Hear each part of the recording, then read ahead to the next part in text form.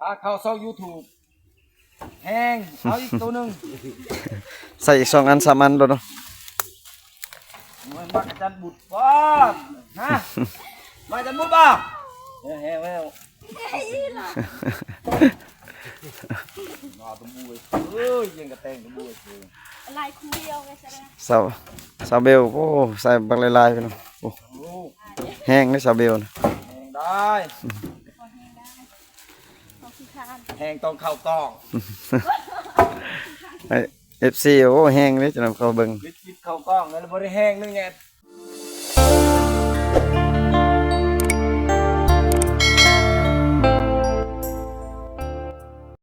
สบายดียินดีต้อนรับ FC เข้าสู่ซองบ่าวผู้ไทยบ้านนาแนลเด้อพี่น้องเด้อมื้อนี้บ่าวผู้ไทยมาตอนสวยๆนะพี่น้องเนาะ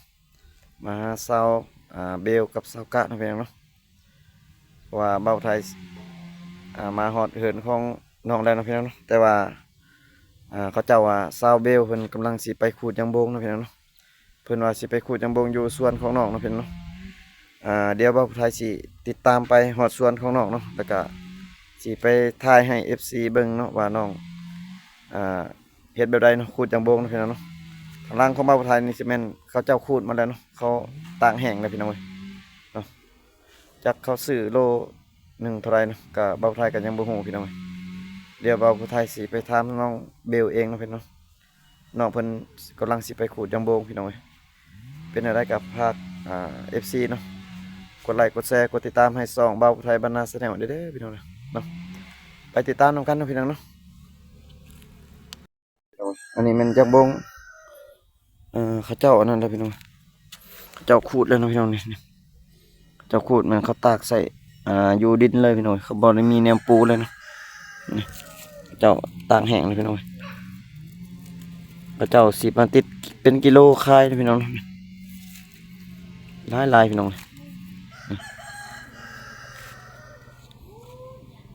เสียงเขาเจ้าตัดอยู่พุ่นทางในพี่น้องน้องเพิ่นสิไปขูดอยู่ทางในพุ่นละเนาะน้องเบลเพิ่นสิไปขูดเนาะอันนี้จักประมาณกิโลเท่าไรพี่น้องยังบ่ฮู้พี่น้องเขาเจ้าซื้อบ่ได้ก็บ่เคยมียางบงว่าปีนี้เขาซื้อเท่าไรเนาะหลายๆพี่น้องนี่เป็นปลายางบงเบิดปลายางบงเบิดพี่น้องหลายๆเนาะ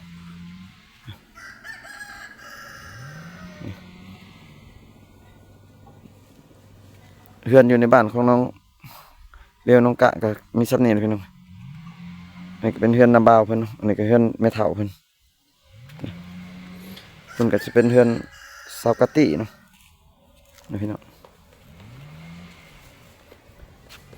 เดี๋ยวบ่าวไทยสิไปตามเบิ่งน้องเบลเพิ่นขูดยางบงเนาะ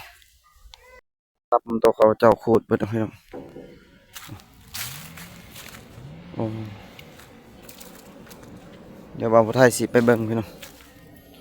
เบิ่งตัวเขาเจ้าใส่อันน่ะใส่รถไถไว้นะพี่น้องเขาเจ้าสิเอาไปขูดนี่เนาะพี่น้องรถไถเขาเจ้าอันนั้นพี่น้องเอ้ย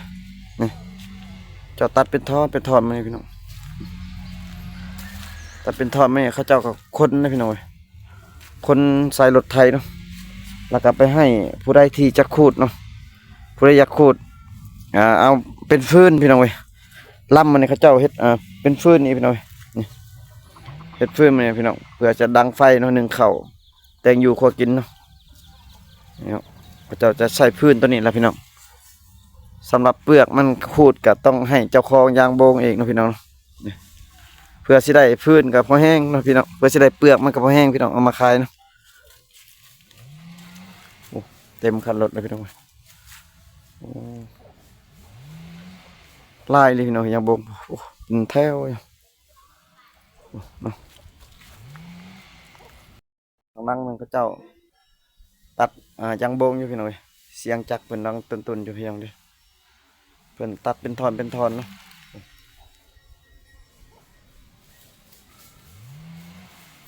เสียงดังอยู่พี่น้องเสียงจักรทางนั่งพี่น้องเนาะเดี๋ยวบ่าวไทยสิ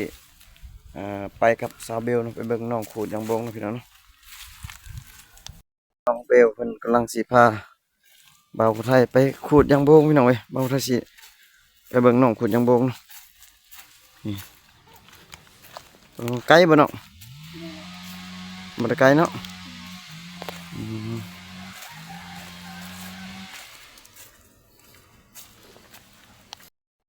โลนึงเท่าไรน้องเขาซื้อยังบ่เนาะ บ่ฮู้ บ่ฮู้บ่ฮู้น้องเพิ่นเดี๋ยวน้องเพิ่นสิพาเบาไทยไปเบิ่งน้องขุดยังโบงพี่น้องเนาะ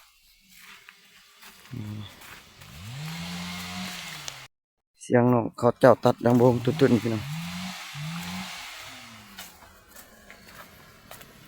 หลายคนน้องขุดยังโบงเนาะน้องเนาะหลายคนเบิ่งน้องขุดยังโบงเนาะยังโบงเขาเจ้าตัดอยู่เนี่ยก็คนหลายเลยพี่น้องเว้ย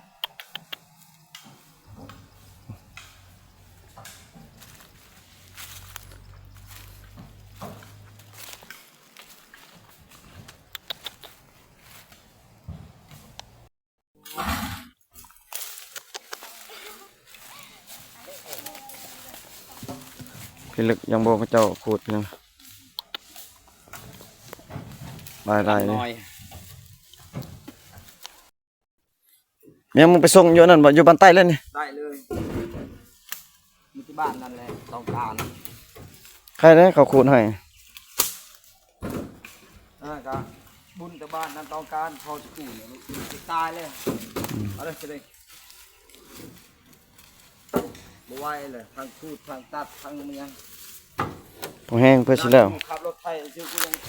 คิดว่าเจ็บบัดเลยโต เอ้ยแดงไม่เบิดบุดแสดง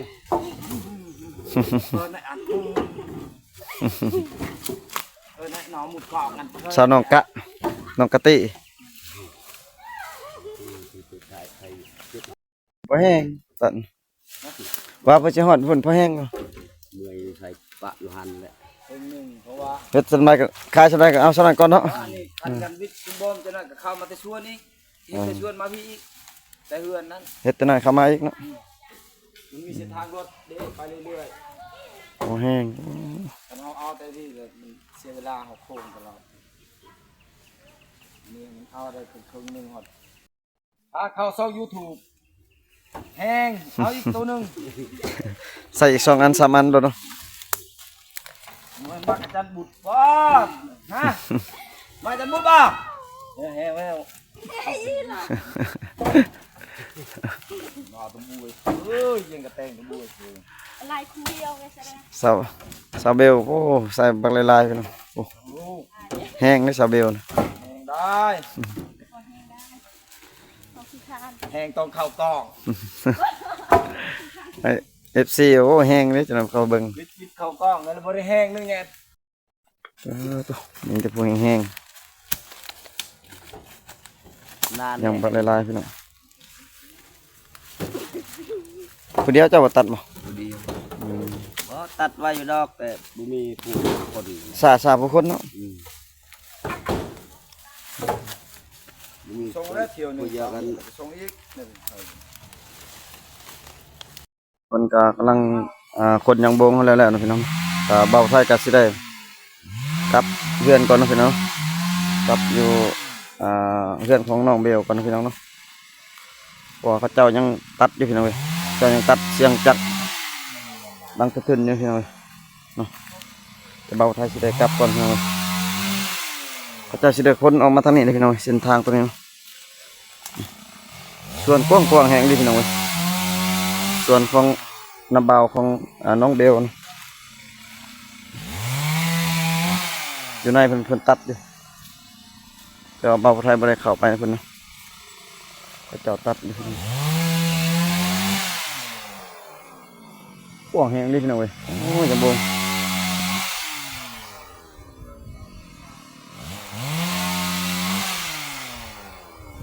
ยังโบงอะไรมีแต่ยังโบงหมดเลยพี่น้องเพราะว่าเป็นฝากนั่นก็สิเป็นยังโบงคือกันพี่น้องฝากก็ยังโบงหมดเลยยังโบงลายพี่น้องมีแต่ยังโบงหมดเลย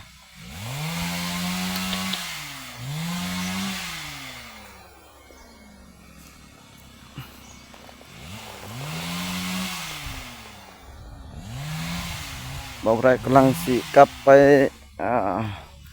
เพื่อนของน้องเบลแล้วพี่น้องกว้างแห้งดีพี่น้องสวนโอ้กว้างแห้งเพื่อสิแล้วนี่โอ้ตัดนี่เกือบเป็นเดือนหมดแล้วพี่น้องเพื่อขูดอีกน้องเบลเพิ่นก็ไปขูดไปคนยังโบกน้ำหน้าบ่าวเพิ่นนะพี่น้องเนาะน้องเบลน้องกะเพิ่นยังบ่สบายน้องกะเพิ่นนอนอยู่เรือนเนาะ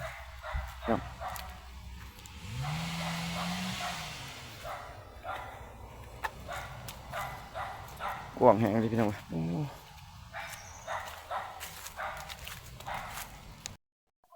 มาหอดเพื่อนของน้องเบลน้องกะเลยพี่น้อง